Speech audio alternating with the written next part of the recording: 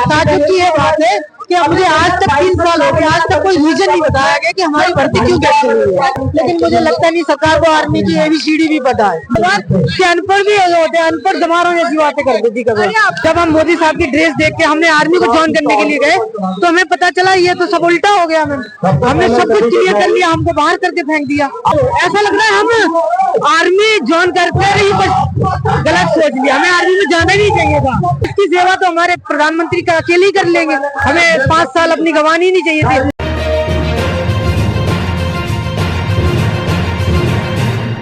हमने पहले रक्षा मंत्री के पास हम जा चुके हैं, हमारे पास उनके पूरे सबूत भी हैं।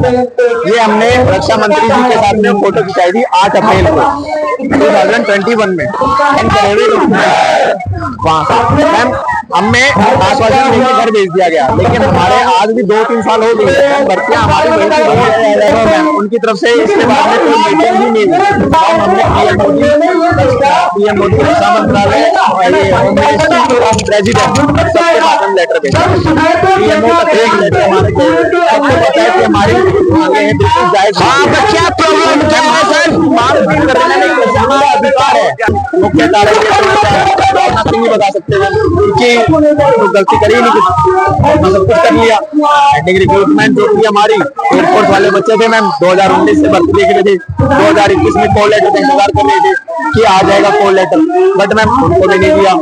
आर्मी वाले बच्चे हैं मैम उनको भी नहीं मिला।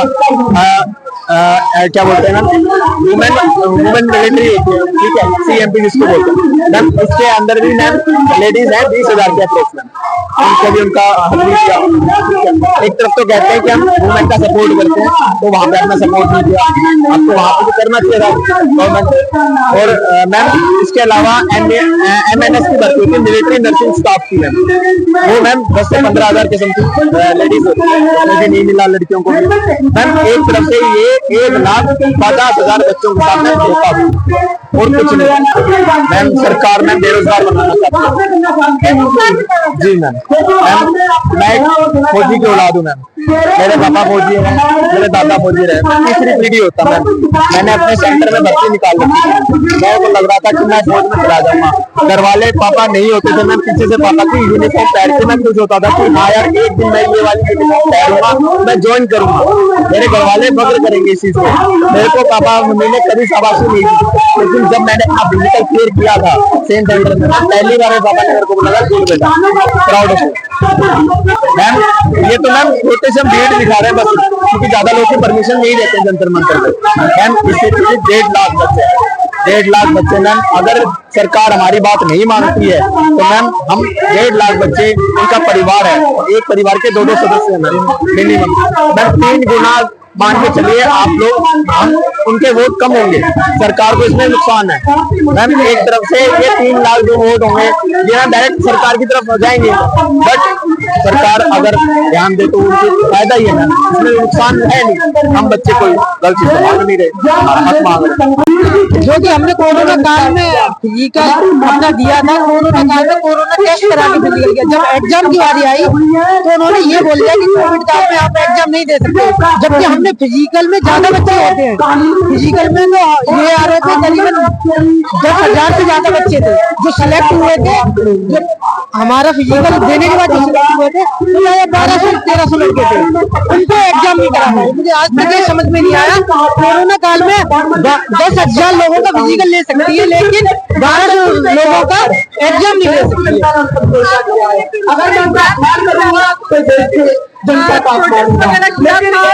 उन्होंने ये नहीं बोला था उस समय कि आपकी भर्ती कैंसिल होगी, उन्होंने ये नहीं बोला था कि उस समय आपकी भर्ती कैंसिल, उन्होंने ये बोला था कि आपका कुछ दिन के लिए देश हित को नजर में रखते हुए कोरोना काल में आपका एग्जाम पोस्टपोन कर रहे हैं कुछ महीने के लिए। जैसे ही 1 महीना हुआ कोरोना काल का स्तर था वो डाउन हो गया, फिर दोबारा हमको उन्होंने खुद ही, हम लोग दोबारा नहीं गए उनके पास, उन्होंने कॉल करके हमें बुलाया कि आपको दोबारा एग्जाम देने के लिए दोबारा एडमिट कार्ड डॉक्यूमेंट उन्होंने मुझे दिए और कुछ टाइम बाद उन्होंने बोला आपको सेंटर पे आना है एग्जाम देना। जब मैं उस डेट पे जाने के लिए तैयार हुआ तो 1 दिन पहले उन्होंने तीनों सेना के अध्यक्ष जो थे उन्होंने कॉन्फ्रेंस किया कि आपकी भर्ती कैंसिल कर दी बिना कुछ रीजन बताए हुए। बड़ा ताज्जुब की ये बात है कि मुझे आज तक 3 साल हो गए, आज तक कोई रीजन नहीं बताया गया कि हमारी भर्ती क्यों कैंसिल हुई है। जी नहीं, कोरोना काल का कारण होता है। अगर कोरोना काल में होते तो हम इस बात को समझ सकते हैं। कोरोना काल में आपने यूपी में इलेक्शन कर जीत लिया, इलेक्शन करा लिया, तो कोरोना काल नहीं हो सकता मैम, क्योंकि हम लोग तो गिने चुने थे, हमको तो एग्जाम करा सकते थी सरकार। कोरोना काल में हमने इतनी बड़ी बड़ी रैलियां कर ली और सिर्फ हमारे एग्जाम के लिए आप कोरोना का बहाना नहीं दे सकते। ये कोई ऑफिशियल बात नहीं हो सकती कि आप कोरोना के लिए हमारा एग्जाम नहीं करा। मैं सरकार से यही बोलना चाहिए कि हमने इसके लिए बहुत मेहनत की, 4 साल 5 साल तक हमने इस फिजिकल को तैयार करने के लिए, मेडिकल को तैयार करने के लिए लगाया। आप एक आदमी की सोच से आप इसको ऐसे कैंसिल नहीं कर सकते हैं। और मैम एक बात बहुत अच्छी लगती है, जब कोई भारत सरकार ऐसी बात करती है कि आपको आयु में छूट दी हमने, लेकिन मुझे लगता नहीं सरकार को आर्मी की ABCD भी पता है। जी बिल्कुल मैम, आर्मी और सरकार के बंदे दोनों अलग अलग है। सरकार नहीं बता सकती आर्मी में क्या क्या होता है। सरकार को आर्मी को पूछना चाहिए था कि आर्मी में कितने साल के बंदे जो जा सकते हैं। मैम जो आर्मी में एज होती है वो एज अलग अलग डिपार्टमेंट के लिए अलग अलग होती है। 17 साल से 21 साल के लिए DD की होती है, 17 साल से 23 साल के लिए क्लर्क की होती है, NDA जो ट्रेडमैन होते हैं, टेक्निकल होते हैं, उनकी 23 साल तक होती है। इन्होंने जो एज का हमें जो बहाना दिया था कि आपको एज में छूट देंगे, लेकिन वो एज में छूट देनी 2 साल की बोली थी, हमको 25 साल होनी चाहिए थी, लेकिन 21 साल से इन्होंने 23 साल करी, जबकि 23 साल तो हमारी पहले से ही थी। लेकिन इन्हें 25 साल करनी चाहिए थी। मैम मुझे समझ में नहीं आती, ऐसी बातें करती कभी कभार कि अनपढ़ भी होते हैं, अनपढ़ जमानों ऐसी बातें कर देती कभी। आपको नहीं लगता कि इतना ज्यादा वो काम कर रहे हैं, फिटनेस को लेकर ध्यान दिया जा रहा है, नए नियम कानून लाए जा रहे हैं, अग्निवीर पैदा कर रही है सरकार। मैम एक स्तर पे देखा जाए, मुझे सिर्फ कैमरों पे बड़े बड़े चैनलों पे ऐसी बात बोली जाती है कि मुझे लगता है कि हाँ देश के हित के लिए काम हो रहा है। हम भी उसी में थे, हमने खुद बीजेपी को लाने के लिए बहुत संघर्ष किया, लेकिन जब जमीन के स्तर पे आके देखा, जब हम पर बीती आके, हमने जब आर्मी में जब हम मोदी साहब की ड्रेस देख के हमने आर्मी को ज्वाइन करने के लिए गए, तो हमें पता चला ये तो सब उल्टा हो गया। हमने सब कुछ क्लियर कर लिया, हमको बाहर करके फेंक दिया। पछतावा हो रहा है क्या बीजेपी को लाने? पछतावा नहीं, ऐसा लग रहा है हम आर्मी ज्वाइन करते ही गलत सोच लिया, हमें आर्मी में जाना नहीं चाहिए था, क्योंकि आपके लिए गलत सोच हो गई। बिल्कुल अब लग रहा है कि हमने गलत सोचा, क्योंकि इसकी सेवा तो हमारे प्रधानमंत्री का अकेले ही कर लेंगे। हमें 5 साल अपनी गंवानी नहीं चाहिए थी, क्योंकि वो देश की सीमा पे खड़े होकर अकेले ही सब कुछ संभाल सकते। उन्हें जिस डिपार्टमेंट में बोला एनसीसी के बंदे उन्होंने 3 साल तक 4 साल तक अपना योगदान दिया, वो इसलिए दिया क्योंकि उन्हें एग्जाम नहीं देना होता है। एनसीसी वाले बंदे को सिर्फ इसी सर्टिफिकेट वालों को फिजिकल और मेडिकल। आज वो बंदे यहाँ पे बैठे हुए जो देश की सेवा करनी चाहिए। आज मैम ऐसा लग रहा है कि हम अग्निवीर को लाके हमें दबा दिया जाए। जब भी हम जाते हैं सरकार के पास तो अग्निवीर का बहाना करते, जबकि अग्निवीर से हमें कोई लेना देना है ही नहीं। अग्निवीर से 2 साल पहले हमने एग्जाम अपना जो सब कुछ प्रक्रिया पूरी कर ली थी। अग्निवीर को बड़े पर्दे पे दिखा के हम 1.5 लाख लोगों को और कुछ न किया, और कुछ नहीं किया। इसके बाद प्रोटेस्ट कहाँ तक बढ़ाएंगे आप? जब तक सांस है तब तक लड़ते रहेंगे, बिल्कुल लड़ेंगे मैडम। बहुत दुख हुआ है, हम भी बीजेपी भगत पे 2024 में भी वोट दिया, 19 में भी दिया, लेकिन ये नहीं सोचा था कि ये दिन देखना पड़ेगा। अगर अपने हक जो कि ईमानदारी पूर्वक इंसान करता है और उसको लेने के लिए सारे फिजिकल मेडिकल रिटर्न क्वालिफाई करना पड़ता है, उसके बाद ये भी करना पड़ेगा कि यहाँ पे प्रोटेस्ट भी आके करना पड़ेगा। ये कभी मोदी सरकार से हमने नहीं देखा था। बहुत दुख होता है, उन्होंने हमारी शारीरिक, आर्थिक, मानसिक सारी स्थिति खराब कर दी है। लिख के दिया है कि आपकी भर्ती होगी, लिखित में ऐसे नहीं है। हमारे यहाँ राजकुमार चांद ने सूरकाल में मुद्दा उठाया था, उन्होंने लिखित में उनको लिखित में दिया था कि आपकी भर्ती होगी, और उन्होंने खुद एक रैली में खुद भी बोला है कि आपकी भर्ती होगी। और अब जो डिफेंस मिनिस्टर जो राजनाथ है वो नहीं पूरी कर पा रहे, तो हमें समझ में नहीं आ रहा हम अपनी बात को रखेगा।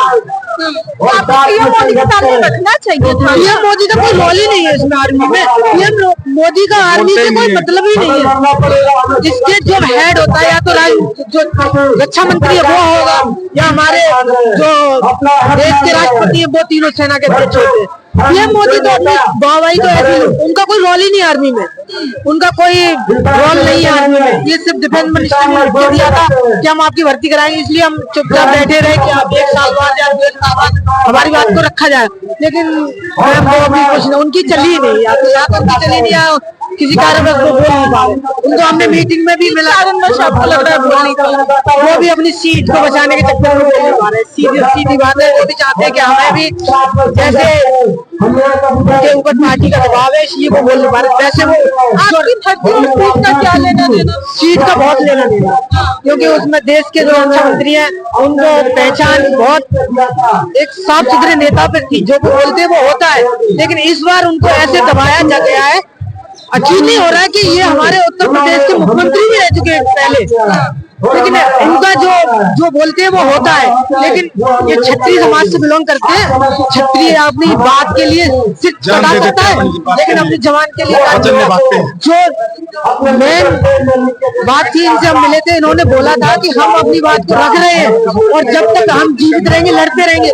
लेकिन इन्होंने जमीनी स्तर पर नहीं लड़ा, सिर्फ हमको एक आश्वासन दिया कि हम आपके आवाज को उठा रहे हैं, या तो इन्हें अपना डर लग रहा है ईडी का या किसी बात की, इसलिए सरकार के खिलाफ नहीं बोल रहे। रोज बैठने के आते ही आज भर के लिए आई। मैम यहाँ बैठने के लिए हमें परमिशन की जरूरत होती है, जब हमें परमिशन मिलता है हम आते हैं यहाँ। आज पहली बार नहीं आए, हम 11 तारीख को भी आए, उससे पहले भी आए हम, लेकिन हमें परमिशन की बहुत जरूरत, क्योंकि हम देश के नौजवान हैं, हम देश की समस्या को समझ सकते हैं, हम देश के विरोध नहीं जा सकते, देश के कानून के खिलाफ नहीं जा सकते।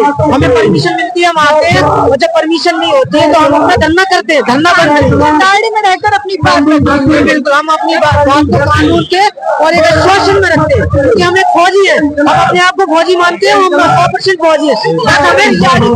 बस हमें सरकार की तरफ से थप्पा नहीं मिला है, हम फौजी नहीं है। हम आज रोड पे चलते हैं, हमें लोग फौजी बोलते हैं, बस अंदर से बड़ा दुख होता है कि हम फौजी हैं लेकिन नकली फौजी है। अंदर से नकली कैसे? क्योंकि हमें आर्मी का कार्ड होता है वो नहीं ले पाए, वो जो कार्ड होता है जिसे हम कार्ड को दिखा के हम बोलते हैं फौजी है। फौजी तो है, आज हमें जरूरत पड़ेगी, अग्निवीर नहीं काम आएंगे। हमें पता है अगर अग्निवीर इतने ही सक्षम होते तो मोदी अपनी सुरक्षा में अग्निवीर को लगाता, ना कि अग्निवीर मत कर। इसलिए हम लोग बहुत सक्षम हैं, आज भी अगर देश को जरूरत होगी तो हम जाने के लिए तैयार हैं।